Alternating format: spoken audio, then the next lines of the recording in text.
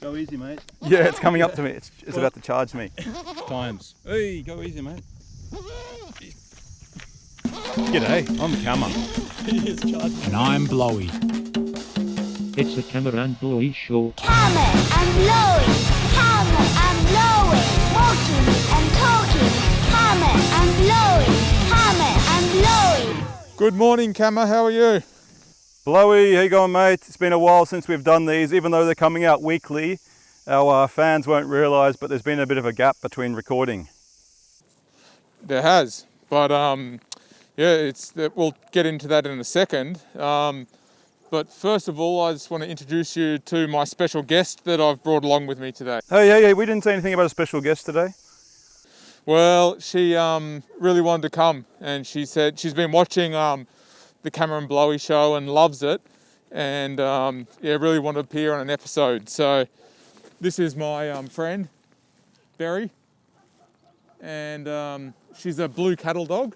For all those people who are listening on the audio and don't know what she is, my dog she's 12 years old, and she's Australian dog, which the blue cattle dog they use for herding up the cattle and working dogs on the farm. So, and she's a fast dog. And she also doesn't look like she's aged at all in the last 10 years. No, she still looks very young, and she's still got a lot of energy. So, except for her salt and pepper fur. That's right. Well, she was born with that. So once a kid came up to me and said, when she was a puppy, came up to me and said, "Oh, is she an old lady?" I said, "No, she's a puppy." And they said, "Why? She got grey hair." Yeah, that's what colour hair they've got. Yeah. So. Well, welcome to the show, Berry. Lovely to have you here. Yeah, she won't talk much probably, so she's just here for the to look good. And Berry's been mentioned in a previous episode when I asked if there was anyone that you'd ever seen that looked good when they sneezed, and you mentioned Berry. Oh yes, I did. So anyway, Kama, let's dive into why we haven't done an episode. Well, we've pre-recorded them, but why we haven't met up for a couple of weeks. What's been going on in your life? Okay, well, as I've mentioned in the past, my wife was heavily pregnant, and we've actually just had the baby. So I've now got 3 kids. Unrelated, I'm just walking past a big stack of bamboo that's being cut from the grove. I've got no idea what's going to happen with this, but it might be used for some form of irrigation in a garden or some kind of basic construction, a fence or something. Yeah, so, okay, this is quite a long story. It's basically, I'll give you a summary first. I've got 3 kids now. The first 2 were born almost 8 and 5 years ago, and I was there for the birth there. But it wasn't quite so easy with this most recent birth, as you've probably heard, Blowy. Basically, the hospital, okay, so this is going to get a bit complicated, but they've had a policy in place that's been changed about 4 times or so. So we actually originally decided on this particular hospital. It's probably, I don't know, a 40-minute drive from where we live. But we decided on this particular hospital. We were originally going to go back to Osaka, where my wife's family lives, but then because of all the COVID, we didn't think it was safe to go back up there, so we decided on a local one. But we had to find one first where me and the kids could also stay. The kids and I could stay. And at the hospital? Yeah, so they've got like a maternity ward where they've got extra space for beds for kids and, partners to stay. And that's important because we're even thinking of having our 7-year-old girl watch the birth, because that's a pretty incredible experience to be part of. But then a few COVID cases came in, and they said, "Oh, actually, we're not going to let people, expectant mothers have any support people there. It's just the mother and the baby allowed in the maternity ward for safety reasons." And I was pretty upset about that, but I kind of thought, well, there's not much I can really do. then the numbers started to disappear and cases started to being more and more rare. And they said, actually, you can come now. And you can also, but you can't stay in the hospital, but you can come in for 30-minute visits like once a day. And I was like, okay, well, I can be there for the birth and also for a 30-minute stay. That's pretty good. Like not as good as staying there, but still better than before. But then they had more cases and they reversed the decision and they said, no, can't be there for the birth and you can't be there to visit either. And I was like, whoa. And we're talking to the doctor and he said, oh, but you can come in for like there's a little waiting room outside so the mother can take the baby there and you can have a quick look. And I was like, oh, okay. Anyway, I tweeted about this because it's a pretty big deal for me. And a few people responded saying, hey, this goes against the World Health Organization recommendations. They say that, mothers have a right to have a support person there. Like it's really important for their mental well-being and really helps them a lot during the birth. And I thought, wow, well, if we've got these recommendations from the World Health Organization and we take them into the hospital, like that's got to count for something, surely. So we went in and talked to the doctor and said, the World Health Organization says this. And he goes, oh, not in Japan, we don't do it like that. And basically just dismissed them outright. Yeah, so unfortunately, I was not there for the birth of my child. And that was, a bit of a pity. Yeah, well, but now you have got your child at home, is that right? Yeah, that's right. So it was probably, my wife was due to get out on a Saturday and that's when I could first see my child for the first time, but she managed to push that forward one day because she was sick of being in the hospital by herself. She wanted to be, with us. So we managed to push it forward one day and it was really bizarre going to this hospital. Like it was that tweet that I was talking about, it got a fair bit of attention from people, lots of retweets and people sending in support. And the radio station for the national broadcaster in Brisbane, where I used to work, ABC Local Radio, they even asked if they could interview me about it. So I talked on radio about it as well. And it was actually, so when these things were happening, I was kind of sending updates there onto Twitter and it felt nice just to get that recognition from other people as well. But yeah, he was a healthy big boy and he's back at home with us now. So that's really nice to be all together. And yeah. And they gave you a little present to take home with you, didn't they? Yeah, so this is something that's quite normal here, but to people in other countries it may sound a bit strange, but it's quite normal here to keep the umbilical cord. And it looks like a little strip of beef jerky or something, like this dried purplish kind of brown bit of skin. They put it in a nice little box that's kind of almost like a keepsake. And his umbilical cord, they kind of keep a little bit attached to the navel that drops off after a couple of weeks. So it dropped off the other day when we were giving him a bath. And I was like, oh, I don't really need this. We've already got a little section of his umbilical cord. And my mother-in-law was like, what? Are you crazy? No, you've got to keep it. You've got to keep it. It's like, how could you throw that away? And I'm like, what do we do with it? She said, oh, you just keep it. You just keep it. So we've got a little box, so it's just sitting in that box. So he may really appreciate that when he's older.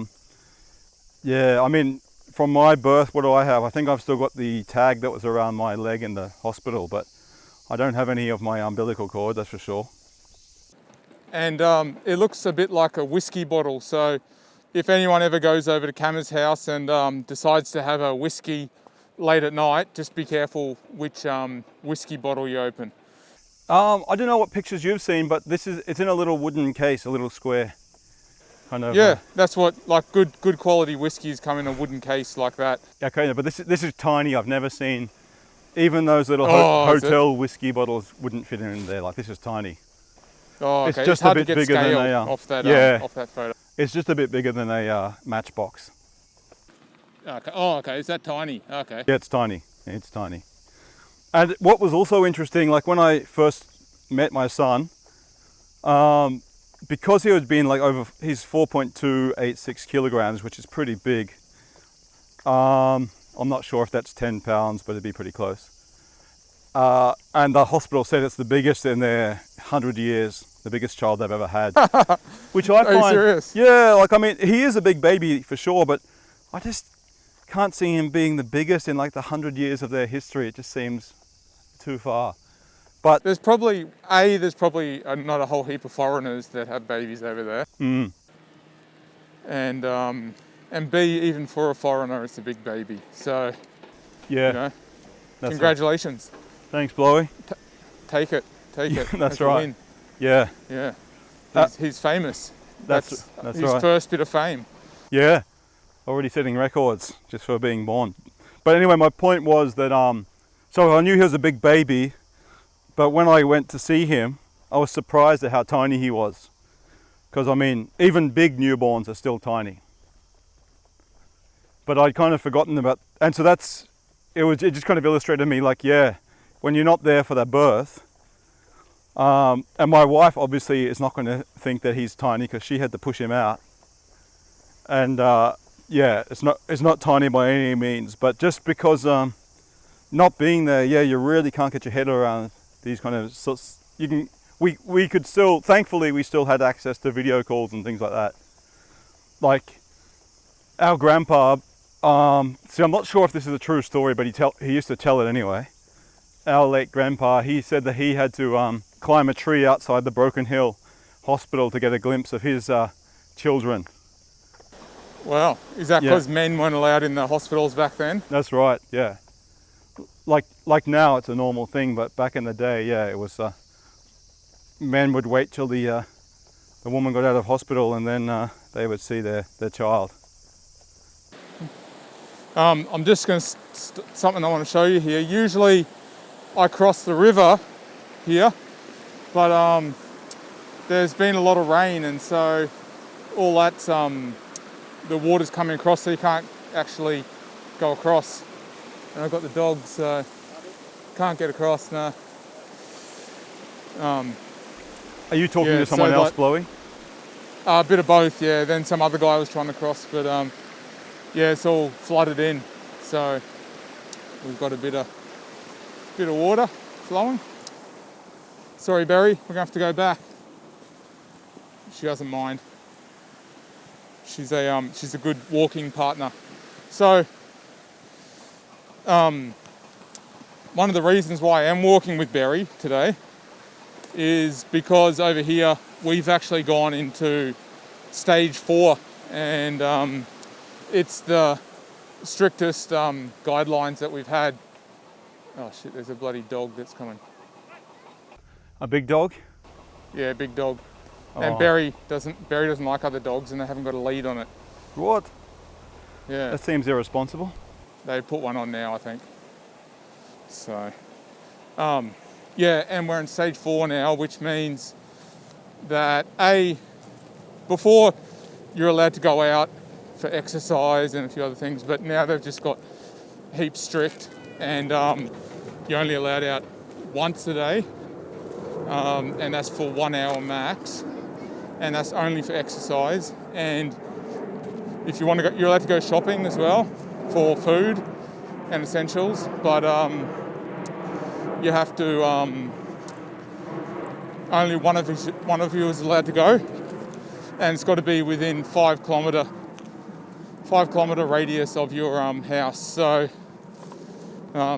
Barry is coming along today because I'm getting my daily exercise, but Barry obviously needs hers as well, so I took her along, and then Nuggy can take her for another walk in the night time. Oh yeah. I'm going past the chicken factory, Oh yeah, and there's all you'd these. like that, wouldn't you? Oh yeah, good one, Blowy. Yeah, I don't know what's happening, but they've got all these trucks there with nets on the side, so I don't know if they're planning to take them all. Oh man, they're really cramped in there. You won't be able to see it in the video, but they're super cramped. Like That's no good. That's like, I'm back at the goat blowy. It's just nibbling on some grass. But these, I like the goat. I've never been able to see into these cages before, but those chickens, it's like a Yamanote train in the morning, seriously, it's like a mosh pit. That's like no way to live. And you understand why like bird flu and stuff like that happen, don't you? Oh, You yeah. can compare it to humans with the viruses when they're that close to each other. Oh, yeah. There's no social distancing in there. No.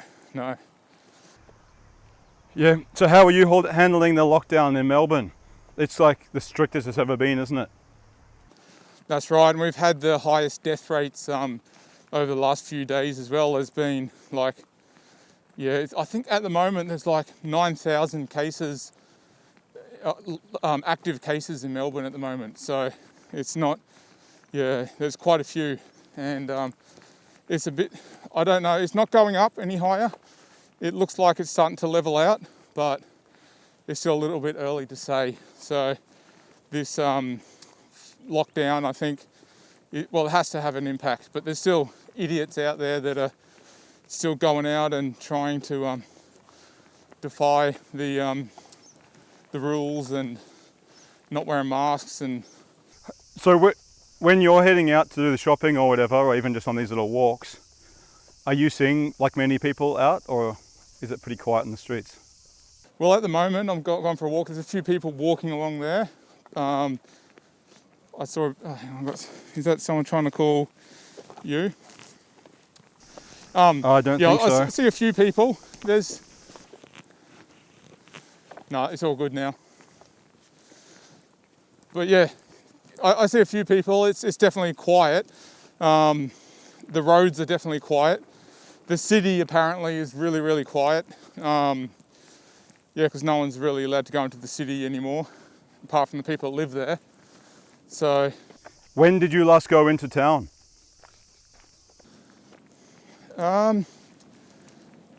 probably about a month ago, I'd say, for work, because, And you don't have any need to go in there for work in the near future? No, I can do my work from home, luckily. And we had some studios set up there because we do training, but the boss has set it up at his house now, so everyone's got studios in their house, and the other states have got them in their own offices, so they're fine. What's going on here? Sorry guys, we got something. Was that you or me? Was that someone at your end? Because I couldn't. I think it was at your end because I couldn't see. Wasn't. I'm here. Can you hear me? I'm here. Yeah. You know- it was going beep beep, but Yeah, I heard the beep beep as well, but I couldn't see any notification or anything on my. yeah, me neither. So I don't And know. I've got good, strong 4G signals here, so. You know what's happening? See here, Kama? Well, we can't see now, but there's some sakura cherry blossoms that are blooming, even though it's not spring yet. They're blooming a bit early this year. Oh yeah. You know, just on a side note, Mum was telling me that she finds it funny whenever we have these technical problems. Like, she likes the amateur hour kind of aspect of this production. Well, I like to think that we're an open book, and that we like to share everything with our viewers. That's right. Yeah. Yeah. How about COVID where you are, Dave? How is it down there? Oh, I mean, now that there have been a couple of cases, people are a bit more careful. Like I noticed, so in our little community, we have a really funny old school system. Instead of just like sending everyone an email about all these updates or whatever, they have a little clipboard with little notices in it, and you read through it, and then when you've read it, you take it on to the next person. And yeah, it's already kind of pre-determined who you pass it to, and everyone knows the system. So we'd been delivered this one, and I went down to pass it on to the next person. And I noticed her, the lady I passed it to, she was putting a handkerchief. She didn't have a mask on, but she was putting a handkerchief over her face, and she kind of grabbed it with an outstretched arm in a way that suggested she was scared. But you know, I hadn't seen that kind of a level of fear before. Yeah, so it's definitely much more on people's radars these days. Yeah, well, I guess it has to be now, doesn't it? Yeah. Yeah. Oh, sorry. No, I'm just walking past. There's I've got corn on one side. It must be getting harvested soon. Like, it's starting to look really dry, all the leaves and stuff. But the interesting thing is, on this, I can't actually see much corn growing. Like, I don't understand. Maybe this is some other kind of like, it definitely looks like corn. I don't think it's sorghum or anything. Then on the other side, I've got a freshly ploughed paddock. You're starting to see a few harvests now. It's just getting to that level where, yeah, the first harvests are being done. And I'm not sure if they'll do a second planting of some kind of food, but we'll see. Talking about crops and stuff, I heard that your vegetables got stolen along with your car. Oh yeah. So this is another project. It's not actually real. I guess buoyed by the, can I say success? No, well, yeah. Let's say the modest success of our podcast. My daughter and I, she's almost 8. And whenever I walk her to school or anything, she's always asking me, Daddy, tell me a story, tell me a story. And lately we've been going to this really beautiful little swimming hole nearby. I'll post some pictures on our social media accounts later. But yeah, crystal clear water, really nice, refreshing little swimming hole. But we go down there and she wants to do these role-playing things where she's a mermaid queen and I'm all kinds of people, but often I'm a man who's down on my luck, or I'm a really bad thief with big problems. But anyway, we decided that we'd do a podcast as well. So this is one that's for children, and we just recorded the first 3 episodes yesterday. So I'll also post a link to that if you've got kids. It's all very child friendly, done for kids by a kid and her dad. And yeah, they're 20-minute episodes each. And you listened to one of the episodes, did you, Blowy? I listened to the first one. Yeah. It's probably not for adults, is it? Definitely not for adults. Yeah, look, I could listen to the first 15 minutes of it, but then I kind of had to stop. Yeah. Actually, Yeah. At the moment, I'm just stopped for a second because I have to throw the ball for Berry. That's part of our routine when we go for a walk. So we're just in this field now, and I'm throwing the ball, and she's doing her job, bringing the ball back, having a lot of fun. I'm a little bit closer to the corn now, and I can see there is actually corn on it, but it doesn't look like it's in good condition. Like they're open and exposed, like the corn kernels, and they look like they've been eaten or something. Yeah. So, yeah, I don't know. I mean, but there's an electric fence around it. They must have problems here as well with wild boars and raccoons and stuff. That's. Do you get tanukis there? Yeah, I've seen a few tanukis. I've never seen a tanuki until I came here. They're the most bizarre looking animals. Like, they're really, just their proportions are really strange. They don't seem to make sense. And do they have really big balls, like in the? Not like the ceramic ones outside restaurants and things. Yeah. So I've got a video of actually walking down the street near my place. Oh, just for the people who don't know what a tanuki is, they're like the statues that we're talking about are everywhere at the front of people's houses. They put them out the front, and it's this animal that looks a bit like a raccoon, I guess, and a cross between a possum or something like that. And then they've just got these really big balls, just always.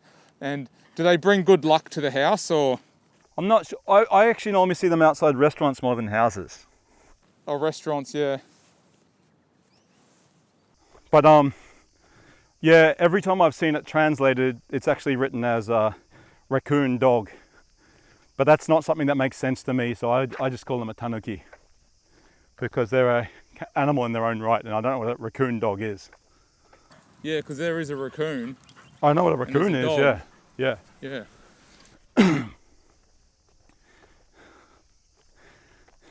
But yeah, so I was walking down down my street and I saw one, and I got it on video. And my mate TK, he said that I should make a silly video where I hide in camo and try to capture this Tanuki on film better, because it wasn't the best footage that I got. No, so he said I should be hiding in camo with like mud and stuff on my. I'm just trying to give Berry a drink of water so she'll give me the ball back, but it's not. Yeah, come Berry. It's pretty So hot we out just here. finished playing ball, Oh, good. and she's not giving me the ball back, so I have to watch her because she's had enough. Yeah, she's ready to go home, and if I got to watch her now because she might drop the ball somewhere when she's sniffing, and she'll leave it there. So I've just got to keep an eye on her, be a good parent. Yeah. That's good. I'm also thinking, Blowy, now that I've got extra baby responsibilities, it's going to be challenging doing these. So I can't yet, but generally in Japan they wait about a month or so before the baby leaves the house. Like, we're going to take him out for checkups and things like that. But yeah, in about maybe 2 or 3 weeks, I'll start pushing him around. With a pram. Do you have a pram? Yeah, nice. And so he'll be kind of part as well. Just walking past some curious cows. They're all checking me out, all 3 of them. So when you had the baby, I'm calling it the baby because it's part of the question. You kind of teased people about the name, and some people were getting really angry because you wouldn't just tell them the name. Did you want to just quickly talk about that? Yeah, so when my second born, Remy, was born, I made a little video with him that was kind of almost just like a name announcement. And it was like, I did it kind of almost like an equation. So I did my wife's face, then the plus sign, then my face, and then equals. And we had some vision of him. And then we just flashed up the name Remy on the screen. And originally I was thinking of doing that. But then I thought, no, that's kind of like they watch it once and then it's over. I said, let's try to make it a little bit more interactive where I get them a bit more involved. And so I said, how can I do this? How can I reveal his name to only the most astute? So I said, okay, I'll give him his birth date, and I'll use the month as the second mark, you know, in terms of how many seconds in, and then the birth date as the frame reference. Because if you're doing video, that's how you'll kind of do the time code. And it will depend on what kind of like, if you use PAL, it's 25 frames a second. NTSC is 29.97 or whatever. So anyway, I'll use that as a frame reference so you can use the day. And just on one frame in tiny font, I wrote his name, Rudy. So you had to look in the bottom left-hand corner. And even if you're looking for it, it was very easy to miss it because it's one frame in 25s. So yeah, I just put it up there and it plays, and then it said, so I got some clips that kind of said, what's your name? What's your name? What's your name? Just some, I just searched what's your name on YouTube and got some stuff. Hey Cam, I just got to stop. Yeah. Just got to stop you here for a second. I'm just showing you some artwork, which is from an artist called Lushsux, and he spray painted this. It's Lushsux. I know He's, Lush, I don't know Lushsux.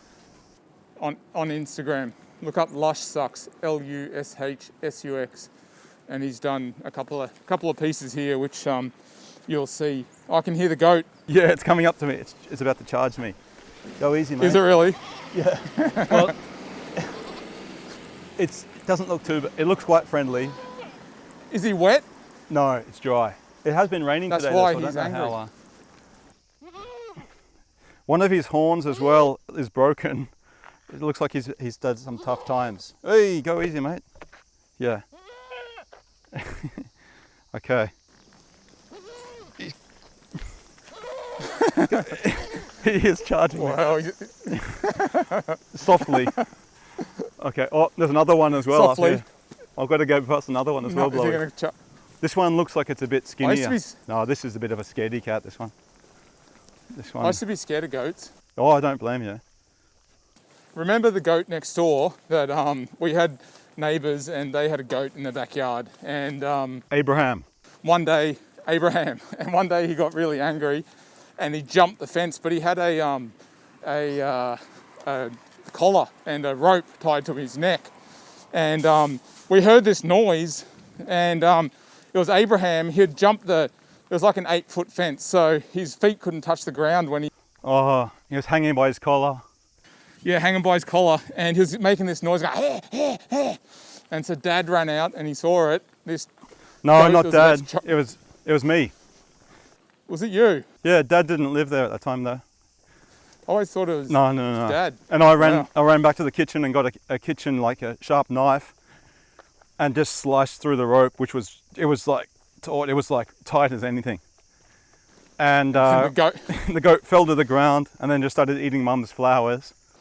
and then it was in our backyard and we couldn't get it out. And then the neighbour, Russell, jumped over the fence. So this is an interesting story. He always said he was the drummer for the Dead Kennedys. The band. And- yeah. The band, the famous band, yeah. And I definitely have my doubts about this. Even though I used to tell everyone, yeah, I used to live next door to the Dead Kennedys drummer, but what was he doing in Australia? And these were the days where things were not easily searchable on Google. Anyway, that's it. That we digress. I'm going back to my quick story before I forget about the video. So yeah, at the end of the video it said, "So did you get our son's name?"